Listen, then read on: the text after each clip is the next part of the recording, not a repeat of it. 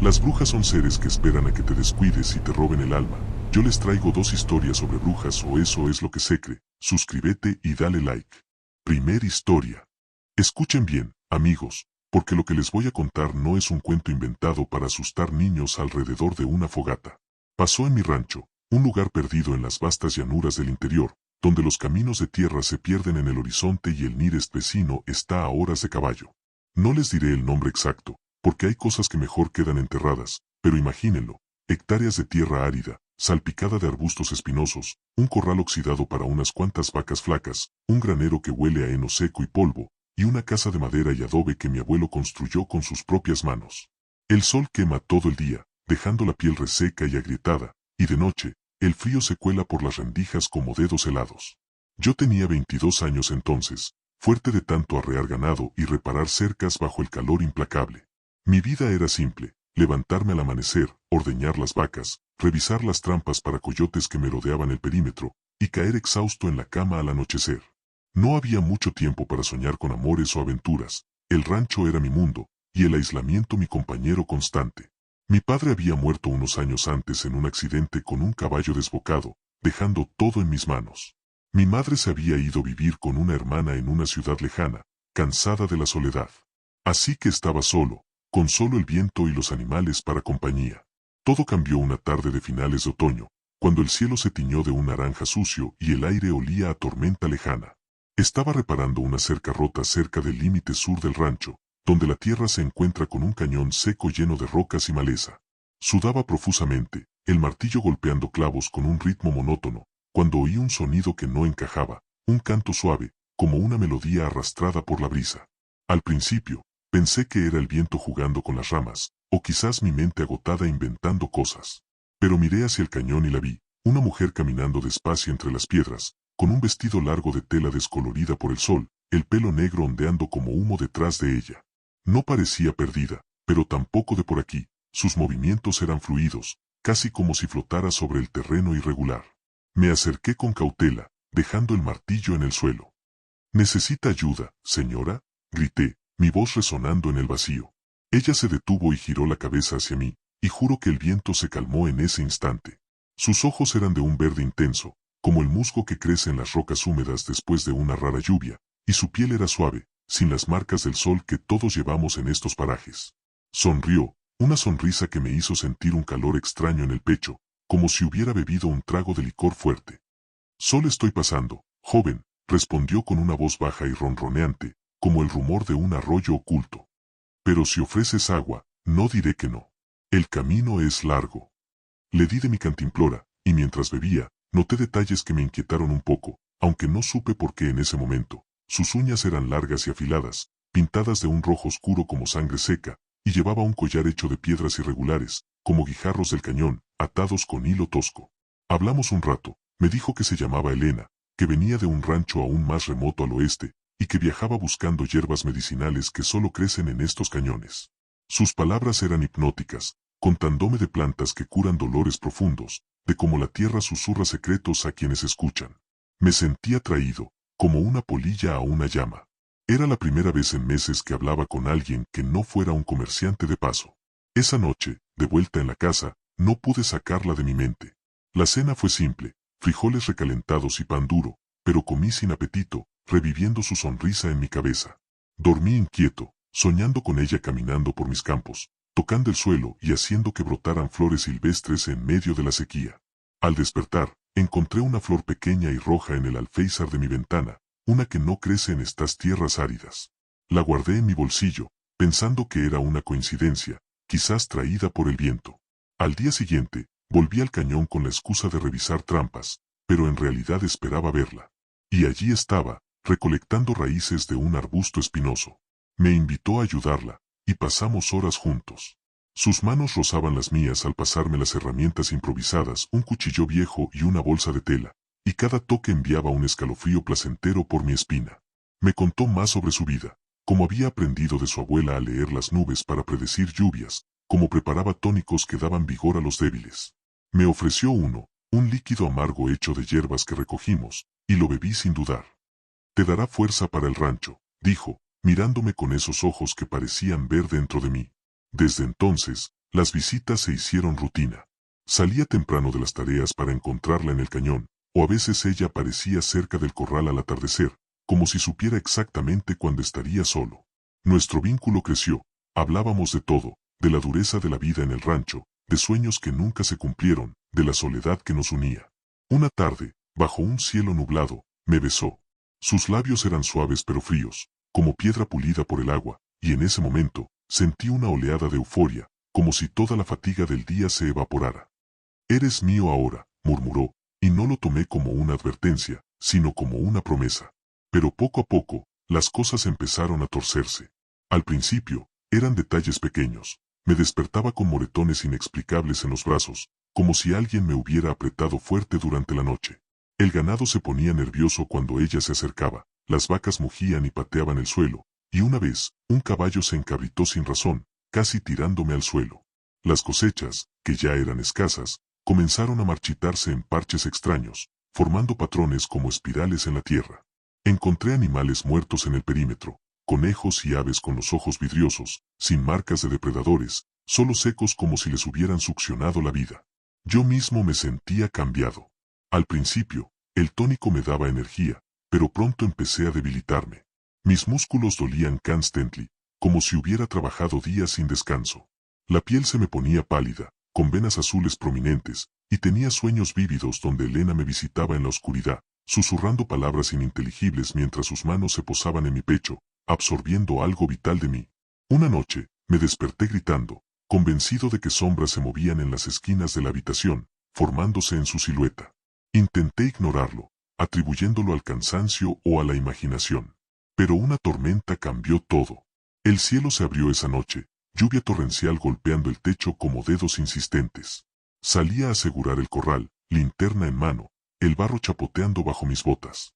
Y la vi, Elena de pie en medio del campo, inmóvil bajo la lluvia, su vestido pegado al cuerpo, el pelo chorreando. No parecía afectada por el frío, de hecho, parecía alimentarse de él. Me acerqué, gritando su nombre sobre el trueno, pero cuando llegué, sus ojos habían cambiado, ya no eran cálidos, sino brillantes con una luz fría, inhumana. Segunda historia. ¿Qué eres en realidad?, le pregunté, el miedo trepando por mi garganta como bilis.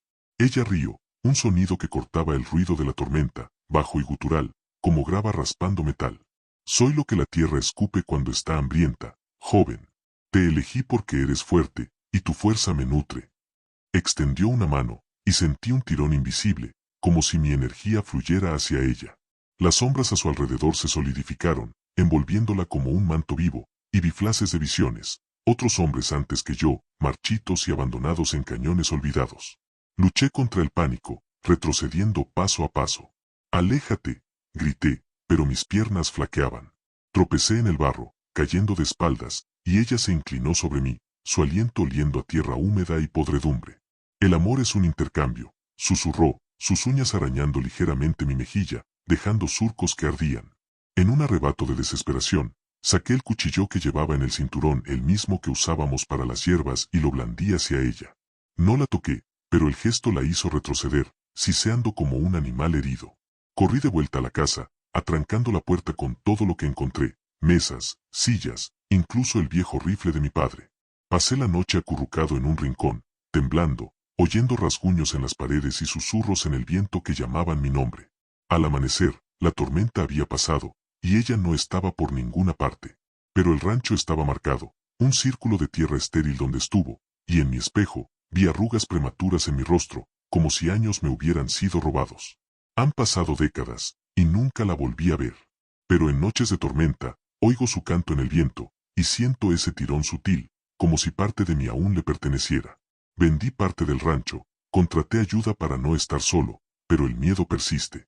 En estos lugares remotos, donde la civilización es un recuerdo lejano, hay entidades que se disfrazan de deseo para cazar. Si sienten una atracción inexplicable en la soledad, corran, porque lo que parece amor podría ser solo hambre disfrazada. Les contaré sobre algo que pasó en mi rancho, un sitio perdido en las llanuras secas donde el sol no da tregua y el viento levanta nubes de polvo que te ahogan si no te cubres la cara. No es un lugar con nombre en los mapas, solo acres de tierra agrietada, un corral de madera podrida para unas cuantas reses flacas que pastan hierba amarillenta, un granero lleno de heno viejo y maquinaria que reparo yo mismo con alambre y cinta, y una casa de bloques con un porche donde me siento al atardecer con una cerveza tibia para olvidar el día. Vivía allí solo desde que mi esposa se fue hace años, cansada de la sequía constante y las facturas que se acumulaban. Contrataba jornaleros de vez en cuando para ayudar con las tareas pesadas, arreglar cercas rotas por los vientos, ordeñar las vacas que daban leche escasa, o intentar salvar el maizal que luchaba contra el calor. Todo empezó en una temporada de sequía peor que las otras, cuando el cielo era un azul implacable sin una nube a la vista, y el pozo bajaba de nivel cada día, obligándome a racionar el agua para los animales. Publiqué un anuncio en el pueblo cercano para un jornalero, alguien fuerte para cavar zanjas de irrigación y cargar sacos de fertilizante. Al día siguiente, apareció ella, una mujer de unos 40 años, vestida con pantalones raídos y una camisa de manga larga descolorida por el sol, el pelo recogido en un moño desordenado bajo un sombrero viejo. Se presentó como Luisa, diciendo que venía de ranchos al sur, buscando trabajo temporal. Su piel era morena y curtida, como la de cualquiera que trabaja la tierra, y sus manos callosas mostraban años de labor. No pedí referencias, en estos lugares, la gente aparece y desaparece, y yo necesitaba ayuda urgente. La puse a trabajar de inmediato, cavando una zanja para llevar agua del pozo al maizal. Trabajaba en silencio, con una eficiencia que me impresionó, no se quejaba del calor ni pedía pausas frecuentes. Al mediodía, compartimos una comida simple en el porche, tortillas con frijoles recalentados y agua del termo. Hablaba poco, pero cuando lo hacía, su voz era baja y calmada, comentando sobre el clima. Esta tierra está sedienta, patrón. Hay que escucharla para saber qué quiere. Pensé que era solo charla de alguien acostumbrado a la vida rural, quizás con un toque poético. Al atardecer, el viento arreció, trayendo más polvo, y noté que ella lo miraba fijamente, como si conversara con él. Los primeros días parecieron prometedores. La zanja avanzaba rápido, y hasta encontré el maizal un poco más verde, como si el fertilizante que esparcía Luisa surtiera efecto inmediato. Pero pronto, detalles extraños empezaron a acumularse.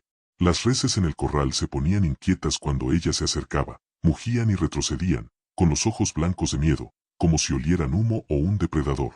Una mañana, encontré una vaca enferma, jadeando, con la lengua hinchada y la leche agria en la ubre. El veterinario del pueblo dijo que podía ser deshidratación, pero no encontró parásitos ni nada obvio. Luisa se ofreció a preparar un remedio, una mezcla de hierbas que recogió de los bordes del rancho, hirviéndolas en una olla sobre el fogón. La vaca mejoró al día siguiente, pero otra cayó enferma, y el patrón se repetía. Empecé a notar cambios en mí mismo. Después de trabajar cerca de ella, me sentía exhausto más allá de lo normal, los músculos dolían como si hubiera cargado el doble, y tenía sed constante, bebiendo galones de agua que no saciaban. Dormía mal, sueños de vientos secos que succionaban la humedad de la tierra, dejando todo marchito. Una noche, me desperté con un ruido fuera, un susurro bajo, como voces querid por el viento. Salí con una linterna, el aire frío picando la piel, y vi a Luisa de pie en el maizal, de espaldas a la casa, extendiendo los brazos como si invocara algo. El viento giraba a su alrededor, formando remolinos de polvo, y oí palabras murmuradas, en un dialecto que no entendía, gutural y antiguo, como rezos olvidados. Al día siguiente, la confronté mientras cargábamos sacos en el granero. ¿Qué hacías anoche en el campo?, pregunté, intentando sonar casual. Ella sonrió levemente, sin mirarme, solo hablando con la tierra, patrón. Ella da si le das algo a cambio. Noté entonces sus ojos, oscuros, casi negros bajo la sombra del sombrero, con un brillo que no reflejaba la luz del sol. El maizal empezó a secarse en parches, tallos amarillos formando espirales alrededor de donde ella trabajaba. Las cabras dejaron de comer, agrupándose en el corral con mirada vidriosa. Encontré una muerta al amanecer, seca como una momia, sin sangre ni heridas. El rancho se volvía opresivo. El pozo daba agua turbia, con un sabor metálico que me revolvía el estómago. Encontraba marcas en el suelo, huellas de pies descalzos con surcos profundos, como si las uñas se clavaran en la tierra. Una tarde, mientras reparaba una cerca, sentí un tirón en el pecho, un cansancio repentino que me hizo caer de rodillas. Luisa apareció de la nada, ofreciéndome agua de su cantimplora. La bebí, y un calor extraño me recorrió, pero después, el dolor empeoró. Esa noche, no pude más. Revisé sus pertenencias en el cobertizo donde dormía. Encontré un saquito de tela con huesos pequeños de animales, hierbas secas y una daga curva oxidada. Al confrontarla, sus ojos se oscurecieron más, y el viento arreció dentro del granero cerrado. No entiendes, patrón, dijo con voz que ahora sonaba como grava. La tierra me da fuerza, y yo le doy lo que necesita, vida de lo que pisa sobre ella. Extendió una mano, y sentí raíces invisibles sujetándome, el aire volviéndose seco en mis pulmones. Luché, agarrando una herramienta y blandiendo un martillo hacia ella. No la golpeé, pero retrocedió siseando, y el viento cesó. Huí a la casa, atrancando la puerta, pasando la noche con el rifle cargado. Al amanecer, se había ido, dejando un círculo de tierra estéril en el maizal y mis reses débiles pero vivas.